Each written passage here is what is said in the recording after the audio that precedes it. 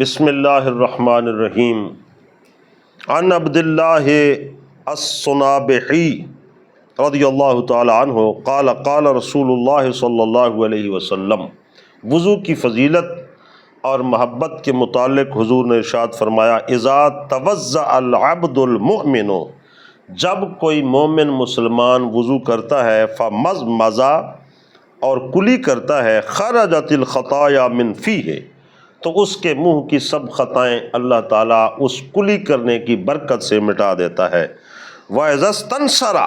اور جب ناک جھاڑتا ہے، خرجت الخطایا من انفہ، تو سب گناہ جو ناک کے تھے وہ بھی نکل جاتے ہیں۔ وَإِذَا غَسَلَ وَجْهَهُ، اور جب اپنا چہرہ دھوتا ہے، خرجت الخطایا من وجهہ، تو اس کے چہرے سے سب خطائیں جھڑ جاتی ہیں۔ حتی تخرج من تحت اشفار عینیہ، یہاں تک کہ اس کی آنکھوں کے اندر اور اس کی پلکوں کے اندر جو گناہ ہوتے ہیں وہ بھی سب کے سب دھل جاتے ہیں اور نکل جاتے ہیں۔ فَإِذَا غَسَلَ يَدَيْهِ، اور پھر جب اپنے ہاتھوں کو دھوتا ہے، خرجت الخطایا من يَدَيْهِ، تو اس کے ہاتھوں کے جو گناہ تھے وہ بھی اس کی وضو کی برکت سے جھڑ جاتے ہیں۔ حتی تخرج من تحت اظفار یدیہ، یہاں تک کہ ہاتھوں کے ناخنوں کے اندر جو چھپے ہوئے خطائیں اور گناہ تھے وہ بھی نکل جاتے ہیں۔ فیضا مسح برأسہ، اور جب اپنے سر کا مسح کرتا ہے، خرجت الخطایا من رأسہ،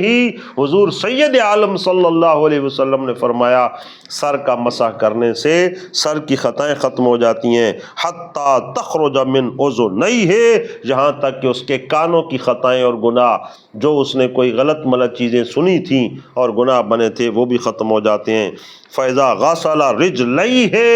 اور پھر جب اپنے پاؤں دھوتا ہے، خرجت الخطایا من رجلیہ، تو اس کے پاؤں سے بھی گناہ نکل جاتے ہیں کہ اگر پاؤں کے ساتھ وہ چل کر کسی گناہ کی طرف گیا تھا اور پاؤں گناہ گار ہوئے تھے، تو وضو کی برکت سے جب وہ پاؤں دھوتا ہے تو یہ خطائیں بھی جھڑ جاتی ہیں۔ حتی تخرج من اظفار رجلیہ، یہاں تک کہ پاؤں کی انگلیوں کے ناخنوں سے بھی نکل جاتے ہیں۔ ثم کان مشیہ الی المسجد وصلاتہ نافلۃ لہ، پھر حضور صلی اللہ علیہ وسلم نے ارشاد فرمایا کہ اس کی خطائیں تو وضو سے ہی جھڑ جاتی ہیں اللہ کے لطف و کرم اور فضل سے، پھر اس کا مسجد کی طرف جانا